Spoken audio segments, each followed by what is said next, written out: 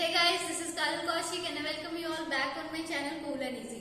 मैं आप सभी का एक बार फिर से स्वागत करती हूँ अपने चैनल Cool and Easy में। आप सब लोगों को मेरे पास मैसेजेस आए हैं कि जितने भी स्पीकिंग क्यू कार्ड मैंने आप सब लोगों को दिए हैं वो काफी यूजफुल रहे हैं, लेकिन जैसे कि मैंने अपनी पहली वीडियोस में बताया था कि the task related to history, tradition and culture are quite important for your final examination for especially June, July and August. Therefore, many of the students have requested me to explain one of the tasks related to them in which I can cover maximum points related to history. So, I have chosen today a writing task, essay for your writing task 2 module to be discussed in this session. और मैंने उसको पूरी तरह से लिख के board पे ready कर लिया है ताकि उसको लिखने में टाइम हमारा वेस्ट ना हो और आप सब लोग जो है उसको डायरेक्टली समझ सके और मेरे साथ आप लोग उसको नोट डाउन कर सके। तो आज आप लोगों को जो है प्रिंटेड क्लिप्स नहीं मिलेंगी वीडियो में, आप लोग को बोर्ड के ऊपर ही फोकस करना पड़ेगा और बोर्ड से ही सारा कुछ नोट डाउन करना होगा अच्छे से। मैं हर एक पॉइंट को बहुत इजीली एक्सप्लेन करूंगी और मैं आप लोगों को सारी वोकैब जो भी मैंने उसके दौरान इस्तेमाल किया है वो भी सारा बताऊंगी। I want you all to watch this video of writing specially made for you all history to watch from beginning till end so that you guys would be able to grasp as much as you all can, because it is very important from your exam point of view and you guys can find a similar question or almost relatable question in your next exam if you are planning to take your final IELTS test during July or August। तो चलिए मैं ज्यादा आप लोग का समय waste नहीं करती हूँ, it will take a lot of time to explain the task. तो हम लोग जो है टास्क को एक्सप्लेन करने पे ज्यादा फोकस करते हैं इंस्टेड ऑफ एनीथिंग एल्स। तो चलिए स्टार्ट करते हैं। मैं अपना जो कैमरा है शिफ्ट कर रही हूँ बोर्ड की तरफ ताकि आप लोग देख सकें हमारा टास्क है क्या आज का।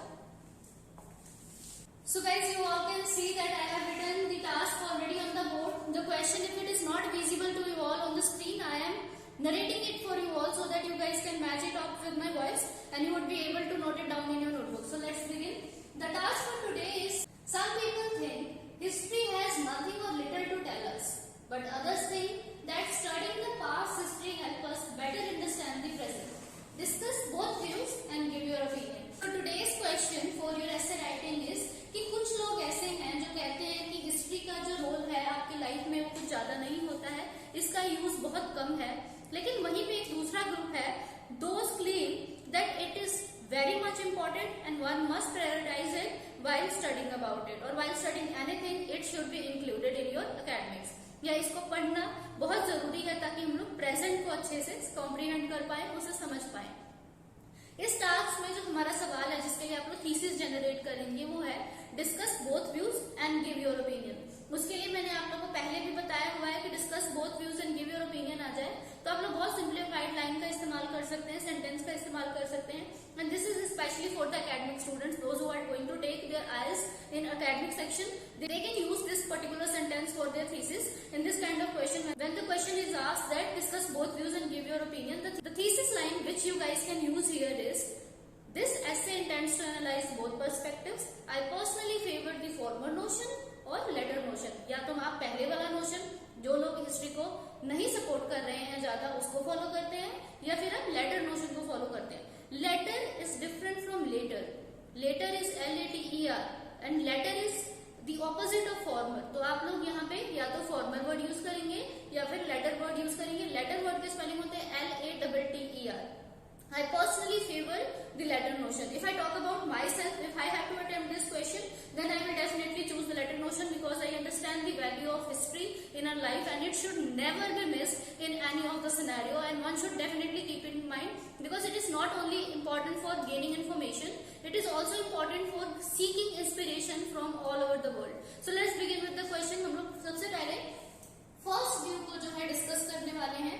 यहाँ से मैं आप लोगों को फर्स्ट व्यू का जो है थोड़ा सा क्लोजर व्यू दिखा देती हूँ। जो फर्स्ट थॉट है उसका क्लोजर व्यू जो मैंने बोर्ड पे लिखा हुआ है ताकि आप लोग को अच्छे से नजर भी आए कि मैंने क्या लिखा हुआ है, और मैं कैमरा थोड़ा सा क्लोज बाय कर रही हूँ और सेकंड व्यू की तरफ मैं आप लोगों को बाद में जो है कैमरा टर्न आउट करूंगी और समझाऊंगी। तो ये रहा हमारा, तो ये देख सकते हैं आप लोग कि हमारा फर्स्ट व्यू जो है मैंने सारा रेडी किया हुआ है। मैं वर्ड टू वर्ड रीड कर रही हूँ और आप लोगों को सारा समझाऊंगी भी कि इस पॉइंट को आप लोग कैसे एक्सप्लेन कर सकते हैं। तो हमारा फर्स्ट पॉइंट है ओपोनेंट्स आर्ग्यू दैट। ओपोनेंट्स होता है जो किसी चीज को अपोज करते हैं, जो किसी के चीज को कंडेम करते हैं, क्रिटिसाइज करते हैं, जो किसी के एंटी होते हैं। बेसिकली फर्स्ट ग्रुप जो कह रहा है कि हिस्ट्री के पास हमें बहुत कुछ बताने के लिए नहीं है, argue that past was very different from the present. Opponent जो हैं, जो कहते हैं कि हिस्ट्री का हमारे पास हमें देने के लिए कुछ खास नहीं है, वो इसलिए ऐसा कहते हैं क्योंकि जो पास्ट थी वो आज की जिंदगी से बहुत ज्यादा अलग थी. There was no technology, less means of survival and medium transport facilities. उस वक्त में जो टेक्नोलॉजी है उतनी इम्प्रूव नहीं थी, सर्वाइवल के सोर्सेज हमारे पास कम थे और ट्रांसपोर्टेशन फैसिलिटीज भी जो है वेल अमेल्यूरेटेड नहीं थी. वेल अमेल्यूरेटेड का मतलब होता है वेल डेवलप्ड, तो वो नहीं थी. इसी के कारण there is no way available to get help from today from the past. कहते आज की किसी भी चीज के लिए मदद हम लोग पास्ट से नहीं ले सकते क्योंकि जो रिसोर्सेज हमारे पास अवेलेबल हैं उस टाइम में नहीं थी. तो उसको किसी भी तरीके से कंपेयर करना और उससे अपनी नॉलेज बढ़ाना कोई ज्यादा यूजफुल नजर नहीं आ रहा है, क्योंकि अगर हमें कुछ सर्च करने की जरूरत है तो प्रेजेंट के बारे में है कि आज वाली प्रॉब्लम्स का सोल्यूशन कैसे निकाला जा सकता है. Because the system is different as compared to the past. तो पहला पॉइंट हमारा ये है. सेकेंड पॉइंट हम लोगों ने लिखा है इंस्टेड ऑफ डिगिंग पास्ट. कह रहे हैं कि पुराने समय को खोदने से अच्छा है one must focus on the present and the future. एक इंसान को हमेशा प्रेजेंट के ऊपर फोकस करना चाहिए ताकि वो अपने फ्यूचर के लिए प्रिपेयर हो सके. यहाँ पर अक्सर बच्चे जो मिस्टेक करते हैं, they write we must focus. We word हम यूज नहीं करते हैं because all the personal pronouns are prohibited while explaining any sentence in your writing task too. In your essay writing, you have to forget the personal pronouns in your BPs, in your body paragraphs. Third हमारा topic है आज का. Earlier, the states were ruled by different emperors and leaders. However, now everyone is living in democratic world. पहले का जो वक्त था उसमें अलग अलग तरह के किंग्स हुआ करते थे, क्वींस हुआ करते थे, ठीक है, और सब लोगों के अपने रूल्स हुआ करते थे. हर एक स्टेट अपनी तरह के रूल्स को फॉलो करता था. लेकिन आज हम लोग एक डेमोक्रेटिक वर्ल्ड का हिस्सा है जहाँ पे एक सरकार है और उसी के रूल्स एंड रेगुलेशंस को हम लोगों ने पढ़ना होता है और समझना होता है. And one must equipped with the knowledge of all the rules and regulations which are being followed today. We do not have to learn about the history that which rules were followed in the past because they are useless at this time, and that is why the opposers of history, that who claim that history has nothing to tell us, say that one must focus on today's world instead of digging the past.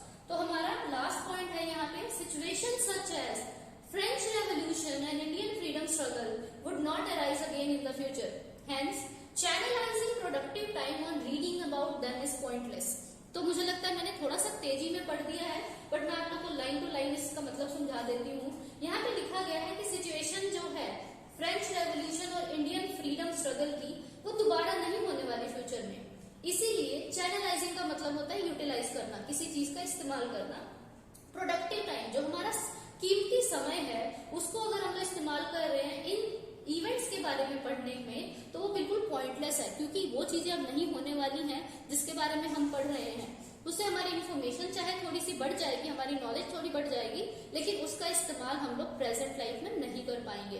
That is why the opposers of history claim that putting a lot of effort to know about history is not of much use. तो ये हमारा first review था. इसके अंदर जो points हैं वो मैंने आप लोग को बता दिए हैं.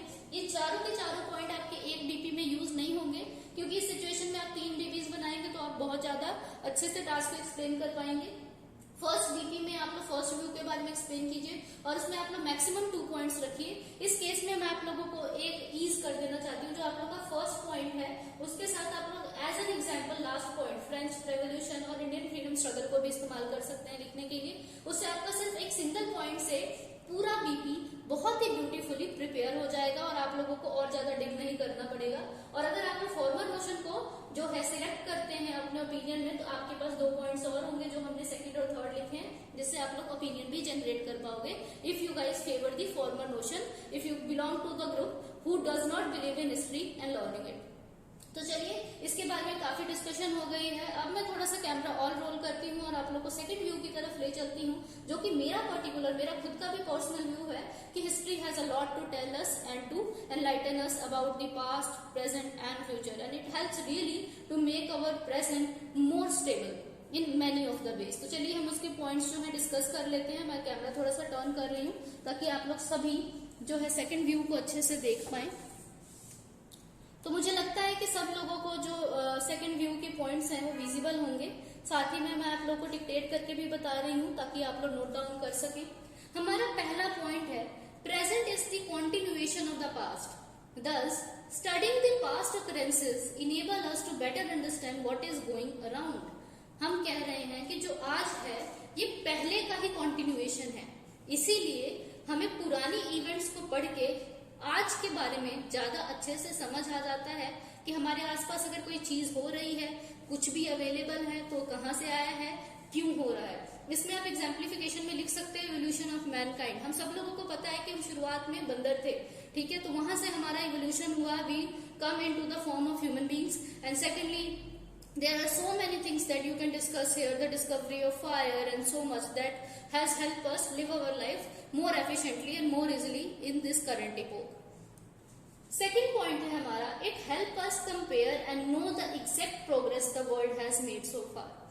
जो भी हिस्ट्री पढ़ते हैं, ठीक है, उस हिस्ट्री को पढ़ के ये हमें पता चलता है कि हमारी वर्ल्ड ने, हमारी दुनिया ने पिछले वक्त के मुकाबले में अब कितना ज्यादा ग्रो कर लिया है, कितना ज्यादा हम आगे बढ़ गए हैं और हमें आगे और कितना अपना कंट्रीब्यूशन देना होगा हमारे लाइफ को और स्मूथ बनाने के लिए। थर्ड पॉइंट है पास्ट स्टडीज ऑल्सो एनलाइटन मतलब होता है अवेयर करना, also enlighten masses about the advancements made step by step in the field of applied science. Applied science मैंने आप लोग को पहले भी बताया था कि टेक्नोलॉजी का एक डायरेक्ट सिनोनिम है, इसकी जगह पे आप ऑटोमेशन का इस्तेमाल भी कर सकते हैं। तो पास्ट की जो स्टडीज है, मतलब जो हिस्ट्री की स्टडी है, जो हिस्ट्री है हमें वो बताता है कि किस तरीके से स्टेप बाय स्टेप जो है साइंस ने तरक्की की है, टेक्नोलॉजी ने तरक्की की है। तो ये पॉइंट भी आप लिख सकते हो, इसमें टेक्नोलॉजिकल कोई भी एडवांसमेंट लिख के आप उसको एग्जाम्पलीफाई कर सकते हो। Then last topic, second last हमारा पॉइंट है history serves as a guide because of which we would not repeat the mistakes of yesteryears. यहाँ पे मैंने वी का इस्तेमाल किया है, आप लोग वन का इस्तेमाल भी कर सकते हो। यहाँ पे better word is one, as I always say that one has to be devoid of the personal pronouns while writing their task too. तो यहाँ पे मेरे से भी ये मिस्टेक हुआ है, हम इसको अभी इरेज करके सही कर देते हैं, ठीक है। तो यहाँ पे आप लोग वी नहीं लिखेंगे, यहाँ पे आप लोग वन वर्ड का इस्तेमाल कर सकते हो कि एक इंसान को जो है पिछली कहानियों को पढ़ के पता चलता है कि वो कौन सी गलतियां ना करे जो कि उसके एंसेस्टर्स ने जो है की होंगी या उनके पूर्वजों ने जो की थी वो उन गलतियों को ना दोहराएं।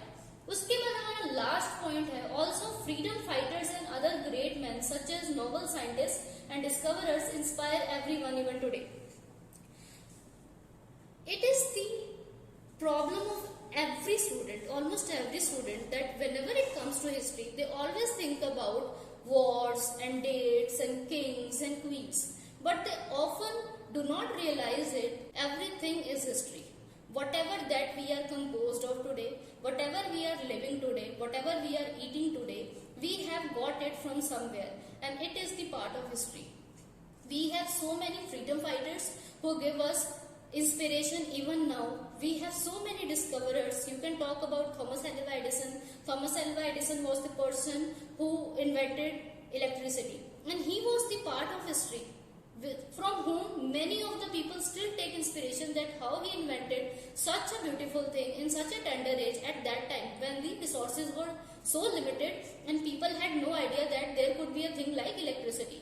So you guys can talk a lot about the contribution made by history in our life by using this point, and you can give examples of anyone. If you want to take example of a very current person, then you can write here about APJ Abdul Kalam, that how his life inspires everybody, that it doesn't matter that which income class, which family you come, if your dreams are bigger, even if you are short of funds, you can make the world proud of you. You can become whatever you want to.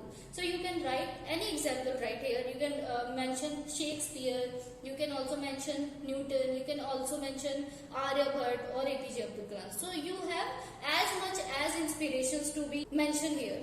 तो आप लोग कोई भी एक option choose कर सकते हैं, लिख सकते हैं, ठीक है। मैंने जो है सेकंड लेटर व्यू को ही मैं फॉलो करती जब मैं थर्ड पीपी बनाती, जब मैं अपना ओपिनियन लिखती। थर्ड पीपी को आप इन माई ओपिनियन करके स्टार्ट कर सकते हैं। थर्ड ओपिनियन, जब आप अपना ओपिनियन लिखेंगे तो आप जो भी पॉइंट्स यहाँ पे छोड़ते हैं आप उनको इस्तेमाल कर सकते हैं ओपिनियन के लिए। बट मैंने फिर भी ओपिनियन के लिए भी 2 पॉइंट सेपरेट लिख के रखे हैं ताकि किसी बच्चे को कोई दिक्कत आए कि उसको कैसे एक्सप्लेन करना है, तो वो ये 2 पॉइंट्स को यूज करके कर सकते हैं। मैं कैमरा दोबारा शिफ्ट कर रही हूँ ताकि आप लोग जो है ओपिनियन के पॉइंट्स को भी देख सकें। Here we have the points related to opinion. पहला पॉइंट मैंने लिखा है studying past events is imperative. Imperative का मतलब होता है important, very crucial for professionals, experts such as accountants and architects. Accountants का और architects का ऐसा जॉब है जो कि जब तक past चीजों को, past related methods को जो है पढ़ते नहीं है तब तक वो अपने काम में और expertise जो है वो गेन नहीं कर सकते, excel नहीं कर सकते हैं। तो history is very important for them. Past events and occurrences are very important for them so that they can improve their skills in the present and they can build up their future. Second point है हमारा, ये point लिखने से आपका पूरा topic shape में आ जाएगा और ये बहुत इंपॉर्टेंट टॉपिक है, मुझे लगता है कि जरूर मेंशन करना चाहिए। मैं भी जब इस तरह का टास्क करती हूँ और इस तरह से ये पॉइंट मेरा कहीं पे भी यूज होता है तो I definitely utilize it. French revolution and freedom war may not happen again but it is one of the means by which dwellers today comprehend the true importance या फिर significance of liberty. Liberty मतलब होता है आजादी, comprehend का मतलब होता है understand, importance और significance का मीनिंग आप लोग समझते ही हैं और मैंने यहाँ पे जो वर्ड्स यूज किए, फ्रीडम का मीनिंग आप लोगों को क्लियर है, dwellers हम लोग पीपल के लिए यूज करते हैं। तो यहाँ पे इस पॉइंट पे हम ये कहना चाह रहे हैं कि ये बात बिल्कुल सही है कि फ्रेंच रेवोल्यूशन और इंडियन स्ट्रगल, जो फ्रीडम स्ट्रगल था, वो दोबारा नहीं होने वाला है, लेकिन कहीं ना कहीं इनको ही पढ़ के हमें आजादी की ट्रू इंपॉर्टेंस के बारे में पता चलता है। So even if we think it in our literal life then you guys can make a bet on this that it is the human tendency that whatever we get for free we always take it for granted and if we have got this freedom for no reason we have even taken it for granted but due to all those freedom fighters who contributed their lives, who compromised their lives, who sacrificed their lives for the sake of the people of India or the other places wherever they have been, we are enjoying this liberty and that is why we understand the importance of freedom in our lives. तो ये था हमारा आज का पूरा history से related topic.